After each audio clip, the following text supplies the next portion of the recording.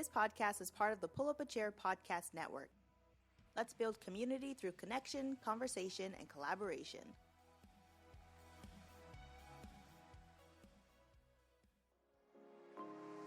What does it mean to be happy? 'Cause it looks like we all don't know. Glass half full or empty. Man, we just putting on a show. Welcome to How's That Working For You Season 2. It's your girls Kat and V, but this time we're taking deeper dives into mental health and breaking stigmas. So get ready because things are about to get real and personal. Hey V, what's up? Hey Kat, I was just wanting to hear about your story with your mental health journey. Mental health journey, huh? That's a long story. But let's get into it because this is what this is all about. So if you guys follow me on social media, mostly Instagram right now, you guys would know that I have bipolar disorder. I have ADHD, anxiety as a result of those two. I don't think I have like a specific diagnosis for generalized anxiety, but it is a symptom of both of the latter. And I went through a lot to get to a point where I'm now stable. Yoga is something that really helped me get there. So that's going to be a big topic that I talk about a lot here on other platforms. But yeah, so where do I start? A little about me from the start of my journey would be, I guess I was diagnosed with ADHD as a kid, but since before I can remember. And I remember my parents told me that as soon as I was prescribed Adderall, which is a stimulant, prescribed for people with ADHD to help them focus and stay on task. I remember my parents telling me like that I said, "Wow, I can finally focus on stuff." So that was kind of. I think that's super telling for a child to be like, "Wow, look at how my life has changed." I was like 7 years old or something. And I don't remember that specific moment, but my parents do, and they told me about it. But yeah, and so up until like the last years of high school, I just thought I had ADHD. And then like senior year of high school, or just, I believe as I got into my teenage years, I started to experience like depression and anxiety. I had a very, very tough time with during high school, because I was just in a really toxic living situation. So high school was definitely rough for me, and it eventually culminated into me falling into a very, very deep depression. And my psychiatrist originally diagnosed me with depression. Like, typically I had clinical depression. That's what they thought I had. And I was just like really, really sad. I wouldn't say that I never was suicidal to the point where I wanted to make a plan and do it, but I definitely didn't want to exist at sometimes. And I think there's a difference between that. Oh, there is. Like, there's a difference between wanting to die and also like wanting to not exist. But both of those situations are equally as serious. Because everyone, honestly, like wherever you lay on that spectrum of depression or anxiety or whatever, it's equally as important to address. And that's a really important theme that we want to talk about in our podcast altogether. Absolutely. Back to where I was at, like in high school, I was prescribed for my depression, quote, I was prescribed antidepressants, and then I reacted differently than what they thought I would, and I thought I was cured. So I went from being very depressed to like extremely happy, and that turned out to be what is hypomania, which is a symptom of bipolar disorder, bipolar 2 disorder. I should specify that I have bipolar 2. There's two different types of bipolar disorder, bipolar 1 and bipolar 2, and the diagnosis I have can be considered as perhaps a little less severe. Like the bipolar disorder 1 is the one that you typically, like that's more highlighted in the media. I mean, also highlighted poorly, in my opinion. I would say demonized in the media. Yeah, demonized. Yeah, that's what I meant. But bipolar 2 is almost it's its own beast, because while I never was like in bipolar 1 extremely delusional to the point where I like saw things and believed certain things that were just completely irrational, like for example, a lot of people with bipolar disorder tend to obsess, and bipolar 1 specifically tend to obsess. And some of those people, I think that I heard stories of people just thinking they're just God or Jesus or something like that. Like that's the level of delusion that bipolar 1 tends to veer towards, and their swings typically go from like hour to hour. Like you can be super depressed and super manic within the same day. But for bipolar 2, the one that I have, which is harder to diagnose, I think, I'm not a professional, so I'm not sure, but I think the reason why it's harder to diagnose, for me at least, is because they needed to see that I spun into a hypomanic episode, because before that I was depressed. And what that was is that like I went through months long series of depression, or like a month-long phase of I went through months of just like very, very, very deep depression. But then when I took the antidepressant, I just went from like super depressed to like super happy. I thought I was cured, basically. So it was kind of like a rubber band. You were slinging to one side or the other side. Yeah. And then I would go through that phase for months at a time. And what was hard for me was that it's kind of an invisible disease at that point. We'll talk a lot about invisible diseases and what that means, but for me specifically, invisible meant I was, my symptoms manifested in such a way where it wasn't just completely crazy like you would think.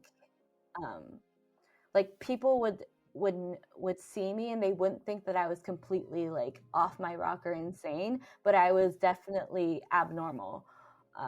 Like I definitely had a very overly inflated self-esteem. I believed I could do things that I couldn't really. Like I would tackle really big projects that I thought I had the ability to do, but I wouldn't finish them.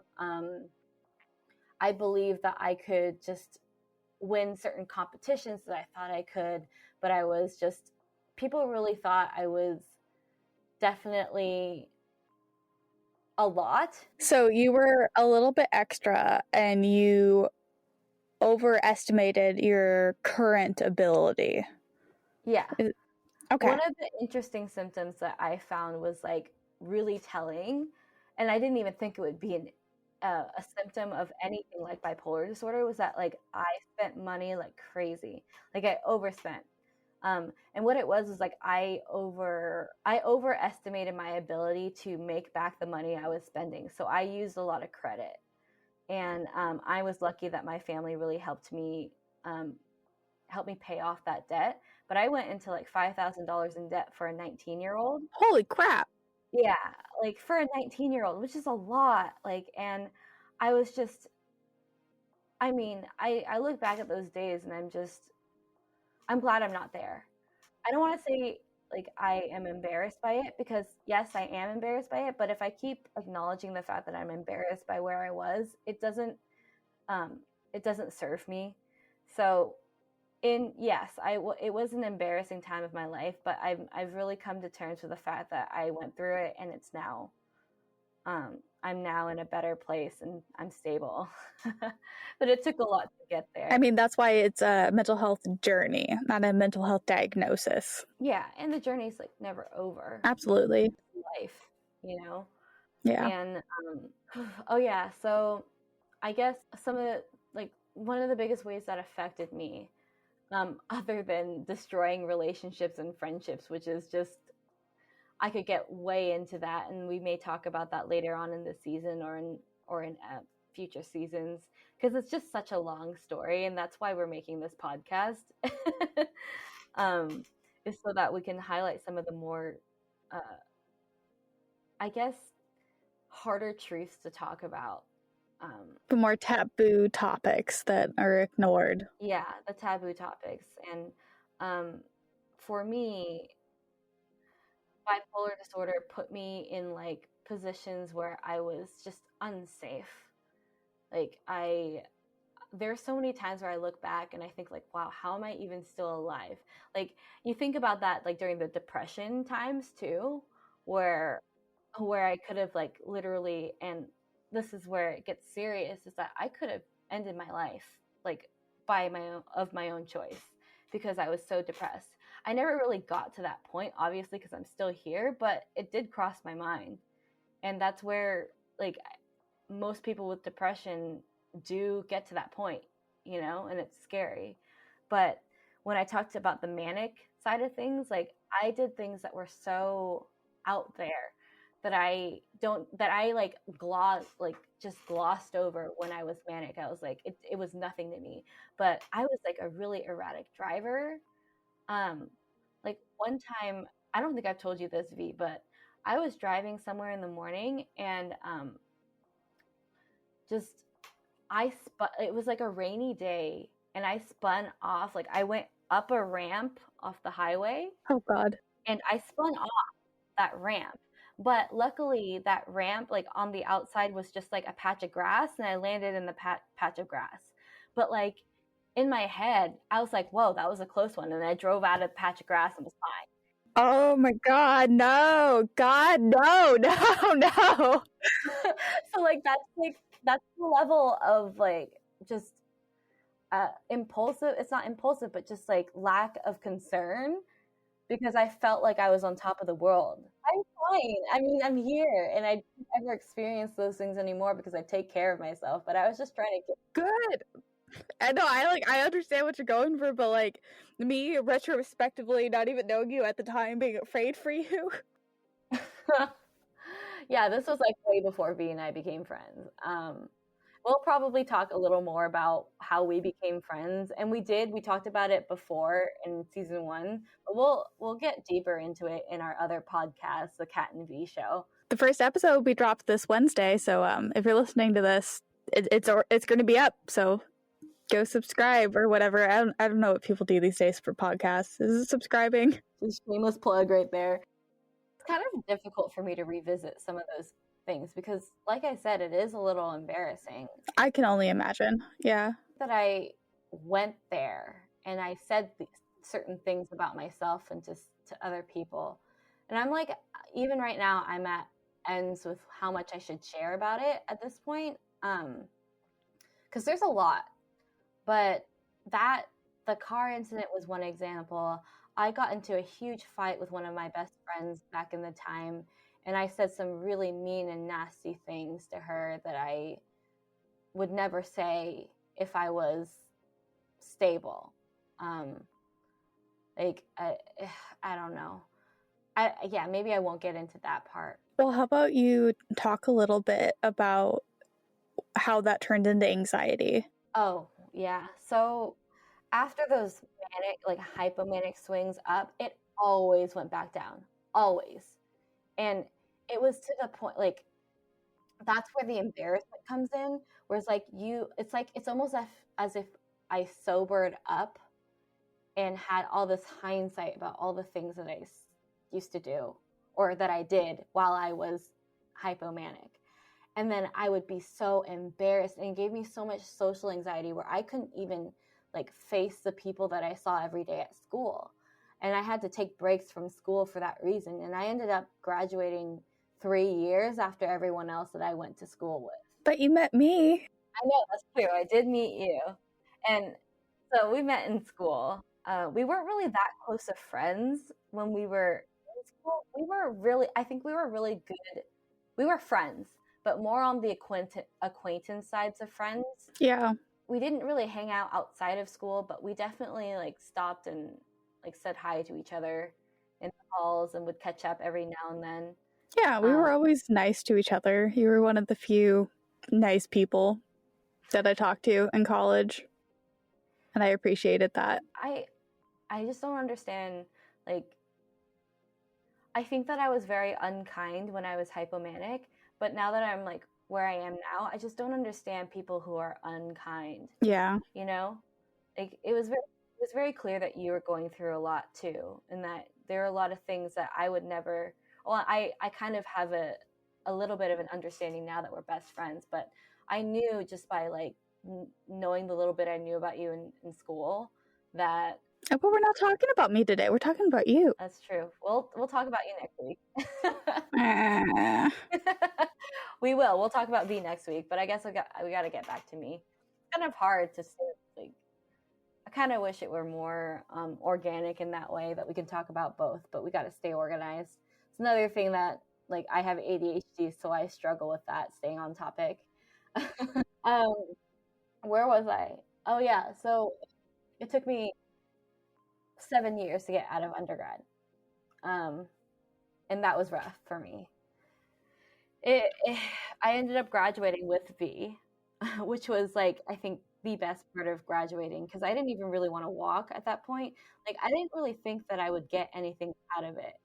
And interestingly enough, I think that months before we graduated, I had run, like I remember this conversation so vividly.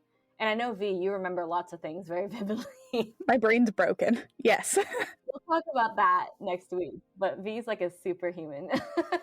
No. So the conversation.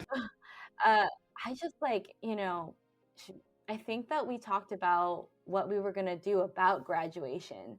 And I think, V, you mentioned that you didn't even want to walk because you didn't think it was. But I was the one that was like, no, because I knew that you had gone through a lot and that you, of all people, had worked so hard to get to where you were. Like you've just like, there were so many cards stacked against you. I was upset at the fact that you wouldn't be walking, Yeah. And so I convinced you to walk, and then somehow the tables turned over like the next few months, I guess. Was that like a year before or like It was like 3 months because it was at the point where we were supposed to be ordering gowns and stuff, and we were in Torch, and I was like, keep your fucking paper. I ain't getting no goddamn gown. I ain't fucking walking. But you convinced me to do it, so then we signed up, and then I can't remember if it was like a week or 2 weeks. It was the next time we talked about it together. And then I think I, at that point, was kind of more at a high, I guess, when I was convincing you to go walk. Mm-hmm. And then by that point, by the point of graduation, I became like very depressed. Well, I don't know if I was like super depressed because I think there's so many factors that led to why I felt the way I did. I think I didn't think it was worth it because I wasn't graduating with really, like, I didn't even remember that I was graduating with you. I just ran into you at the graduation and then I was like, oh, we're graduating together. Because I was so like far removed from people on campus, I kind of kept to myself at that point. I don't know. I just didn't think it was worth walking. And to this day, I'm glad I walked simply for the fact that I got to walk with you, V. But like, I don't think that Oh, you're so sweet. I don't think I'm just being honest. Like, I just don't think that I got much out of it. Like, I don't feel like I really needed to walk because that was just me finishing something that I knew I had to finish, which was undergrad. Like, and it took so long for me to get there that I was just glad to have my diploma. Like, and then fast forward to right now, I'm like I'm a semester away from graduating from my first master's degree. And I say first because who knows what comes next. I don't know. I think I was like always hyper ambitious, but didn't have the stability or structure to really chase my ambitions, I guess. Yeah. So like I'm graduating in May from my first like master's in professional communication, which is just a continuation of like my undergraduate in like communications and media studies. But I mean, this isn't an interview. I don't know what I'm talking about, but I'm about to graduate from USF with my communications, my professional communications master's degree. And I think that this degree specifically means a whole lot more to me, because I finally feel like I deserve this degree. It's not that I didn't deserve my undergraduate degree. I just think it took so long for me to get out of it. And I was given so much help and like leeway, because I did have a lot of people. I didn't have a lot of connections or people like quote on my team, like friends at like as peers, but a lot of the, I wouldn't say a lot, some of the staff at Dominican really saw potential in me and really pushed me to graduate. And that's how I graduated. And they gave me a lot of help and guidance. And that's to say that it's so worth getting help. But because I got so much help and because I got so much, like, it took me so long, I didn't think I deserved to really walk, I guess. It's kind of, I don't know. Did you not feel like you earned it? I mean, yes and no. I just didn't really feel like I finished anything. Like, I felt like there was still so much more for me to do. And it's so funny because I remember talking to you about this when I decided to do it. It was just like, why would I even decide to go through more school when undergrad was so hard? Yeah. Oh, yeah. I was just like, but something in me really pushed for me to continue school. And I honestly am so glad I listened to that little voice, because I feel so much more fulfilled having made it this far. Like, I'm graduating on time. Yes, I had my bumps and everything like that, but that's to be expected, because I went from, I don't know, I think I graduated undergrad still having not built those skills that I needed to thrive in school. But because I was given because I made myself another chance by going to grad school, I basically was able to start over and build the skills I needed to build way back when, if that makes sense, right? Yeah, no, that does make sense. It's been a really, really long journey to get here. And I think I really want to share the fact that I made it here, because I know that there are other people like me that are struggling now with what I struggled with before.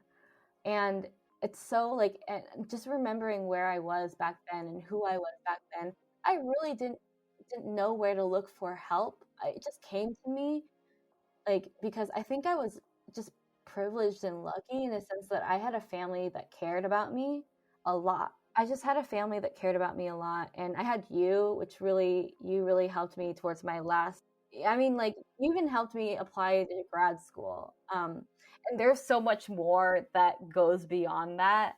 And I think that we're planning on talking about it this season, but I did talk about it last season. I was with somebody who was very, very toxic for me.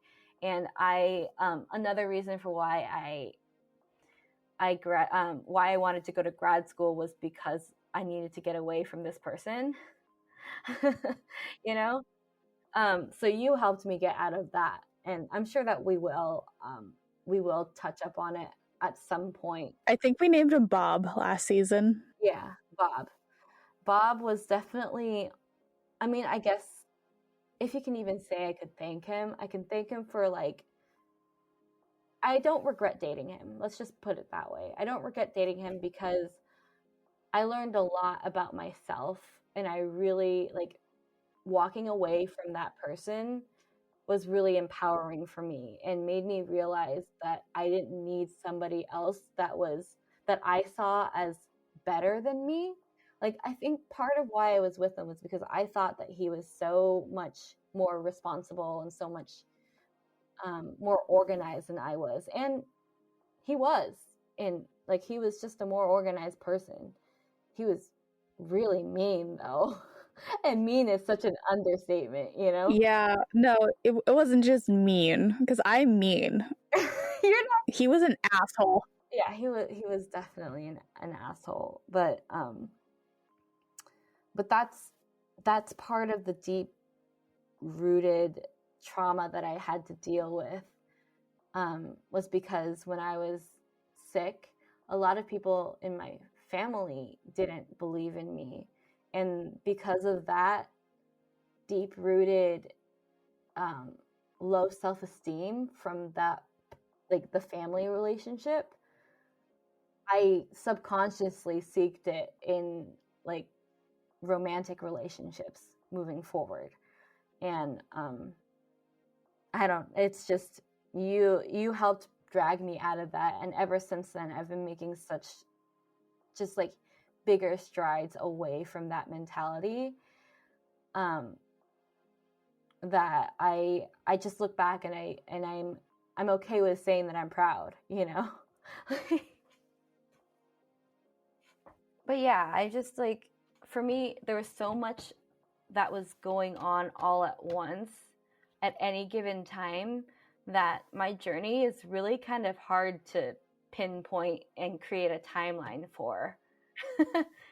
Which is why I think that I'm feeling a little muddled telling my story. I don't think you sound muddled. Well, let's talk a little bit more about your actual recovery process. I know that yoga was a big part of that. How did that all come about? I mean, like, it's crazy because I found yoga because I was in a deep, deep, dark, like depressive episode, and I just wanted to get out of it. Yeah, I found yoga, and that really helped me like get fit and active, I think. And then overall, that actually made me shoot into a manic episode, because when I started doing yoga, I also thought I cured myself. Like, see, that's the thing. Oh no. See, that's the thing with mental illness, is that, especially bipolar disorder, is that there's a pattern of getting better and thinking that you're cured and you don't need medication or help anymore. Like, I thought that I could just do yoga and I'd be fine, and I stopped taking medications. Bad idea. Bad idea. And then that just started the cycle all over again. And gosh, I would have to sit and really think about the timeline in order to give it to you guys. But I can tell you that I went through that cycle of like depression, mania, depression, mania, like probably at least 4 times before I got to the point where I was stable. I got like a good mixture of medications eventually, but that did take me like 4 years. I think it took me that long because I did stop taking them, you know? Like, I think that it would have been faster if I was smarter and kept taking the medications, but it is a scary route because medications work differently for everyone, and sometimes it does get a little worse before it gets better. And maybe we'll talk about like the pros and cons of mental health medication in a future episode. And I believe that you and I are both advocates for medication. Oh, absolutely. But you have a different approach to it because, I mean, everyone's different. And like, while you may perhaps benefit from it, you've chosen not to take them because you're a different person. Yeah, no, it really varies from person to person. As long as nobody's scared to try it, I think that's all that matters. Is you have to be willing to find what works for you, and you did, and that's great. And that is a mixture of medication and yoga and self-reflection. Yeah, journaling. I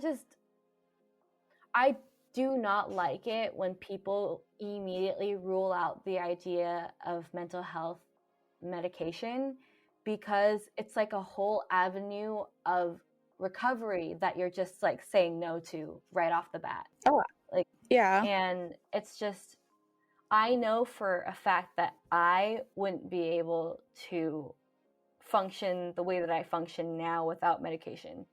And I would consider myself a pretty high functioning individual with bipolar disorder now. If I didn't know you had bipolar disorder, I wouldn't guess. And I'm very familiar with bipolar disorder. So, like... Oh, yeah. We'll talk about that. You can't even tell.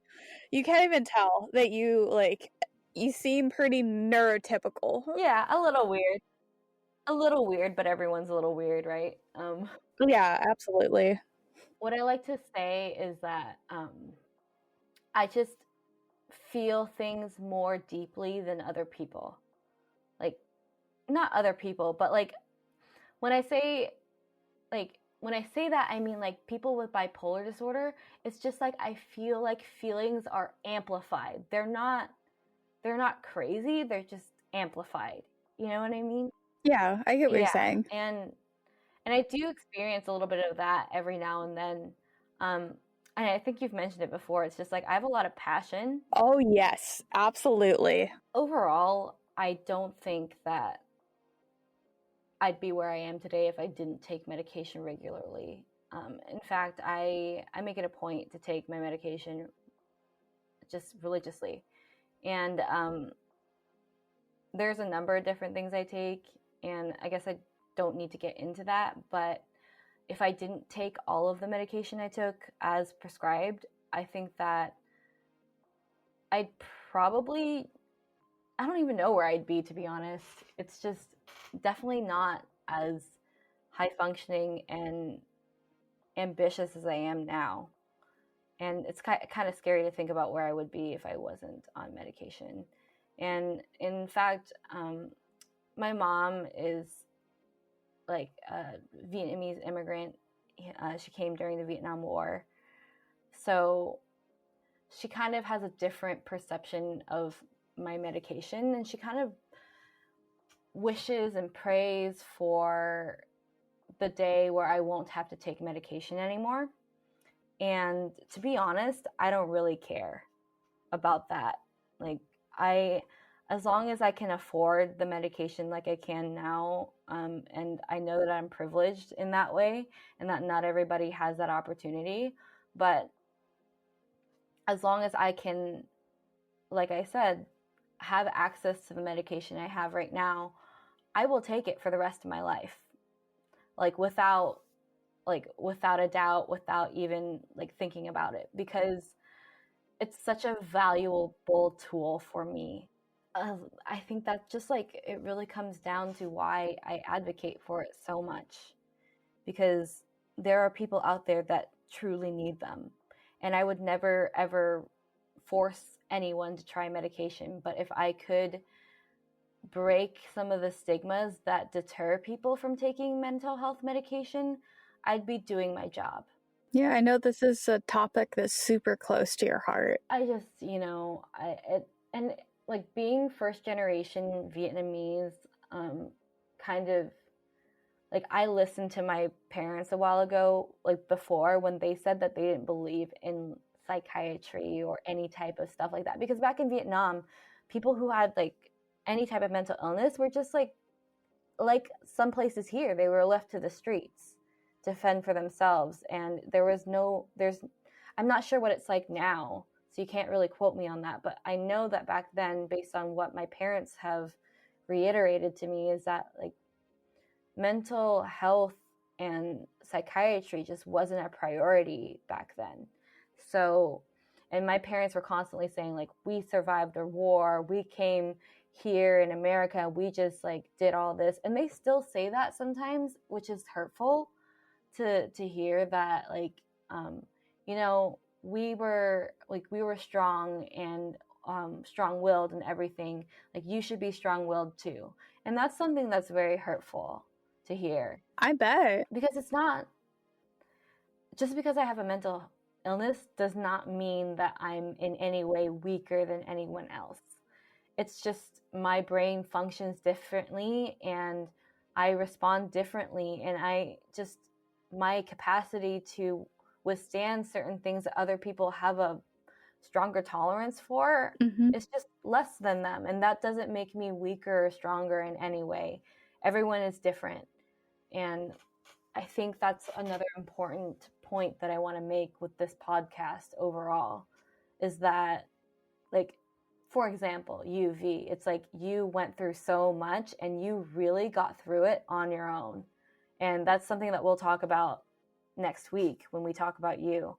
But it's if I were to compare myself to someone like you, it would really hurt me, because I personally couldn't get through it alone, quote, alone. I needed help. And I think that's something we may like touch up on later, is like how to get help and how to accept the fact that you need help. Oh yeah, we have that episode scheduled in the future, so if you're not already gonna like listen in to the future episodes, you might want to listen in.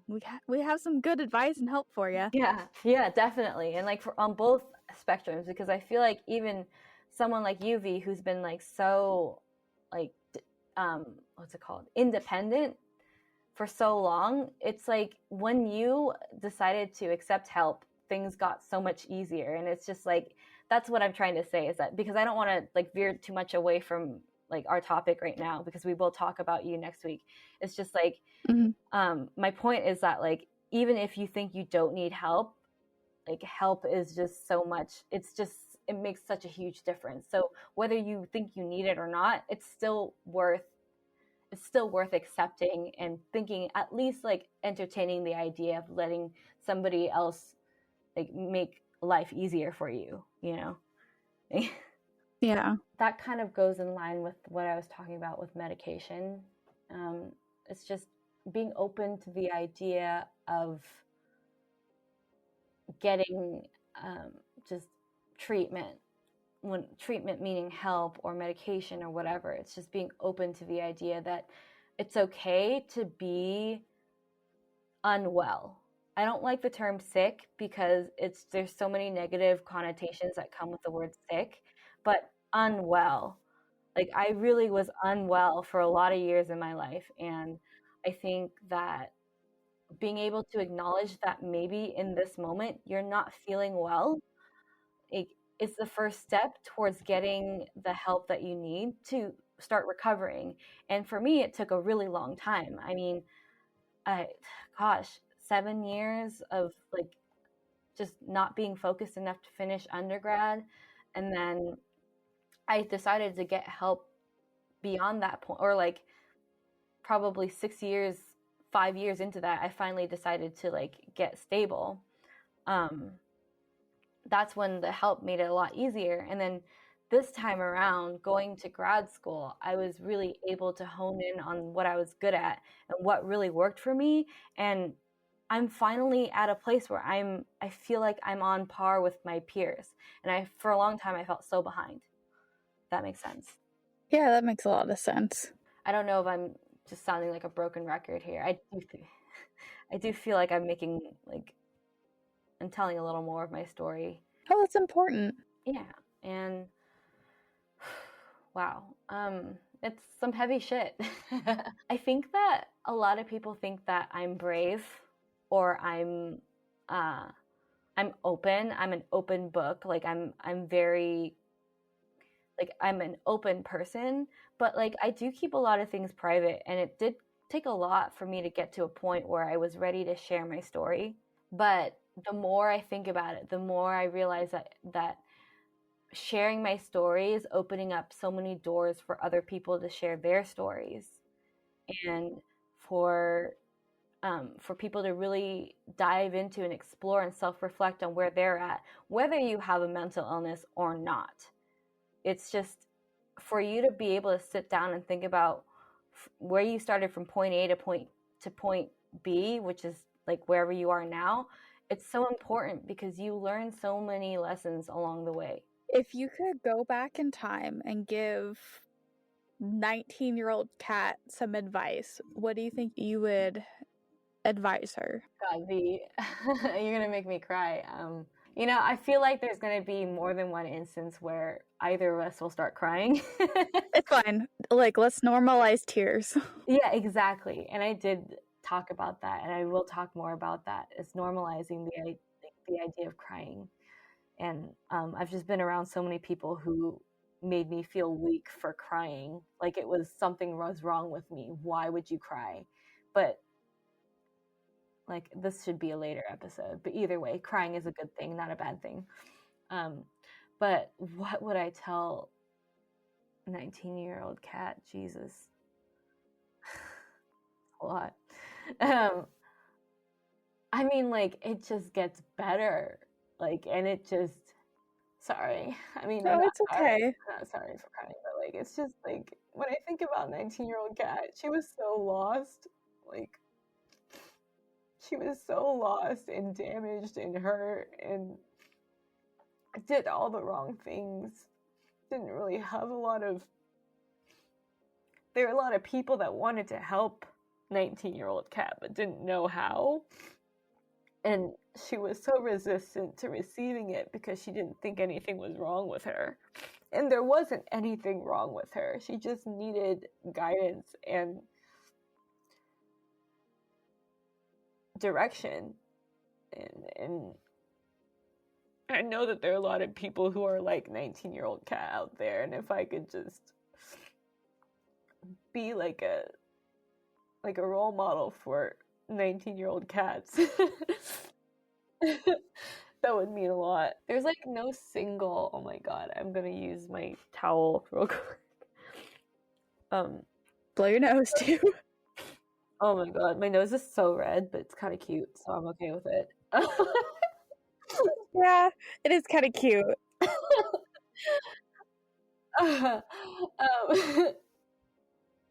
It's like let's normalize teary-eyed and being cute while we cry. Let's do that. There's like no single message that I would tell 19-year-old Kat other than the fact that it gets better, and it's so cliche to say that, but it's just,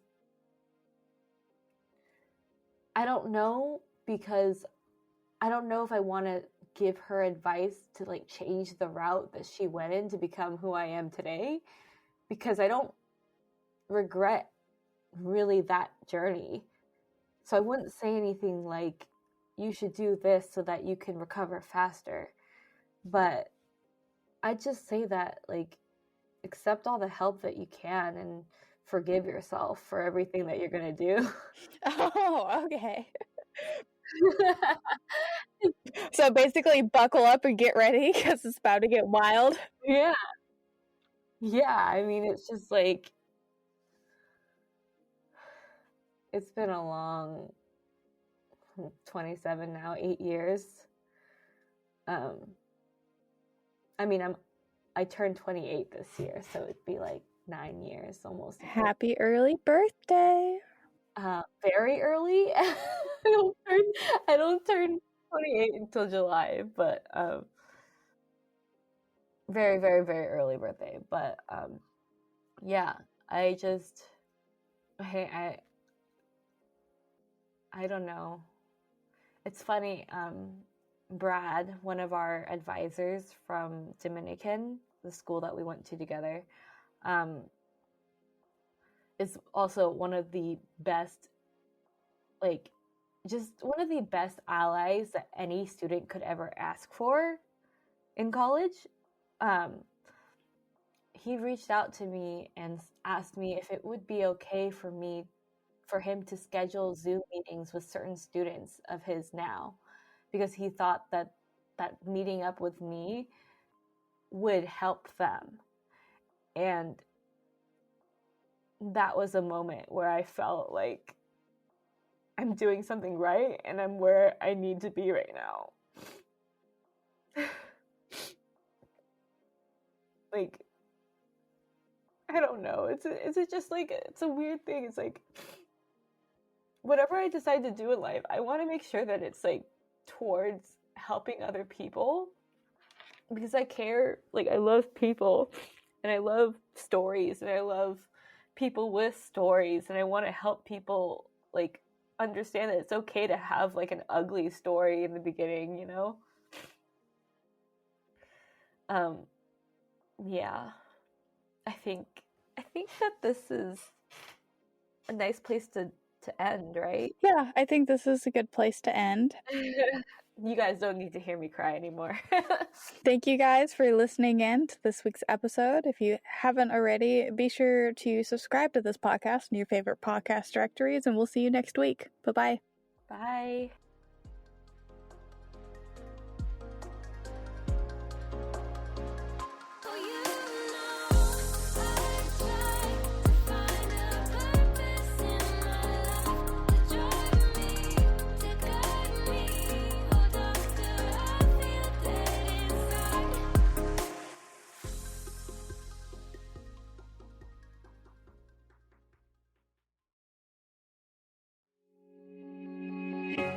Interested in sponsoring the Pull Up a Chair podcast network? Want to be heard by the audience of all 4 of our original shows? All sponsorships through our non-for-profit are tax deductible. More information can be found in the description of this podcast.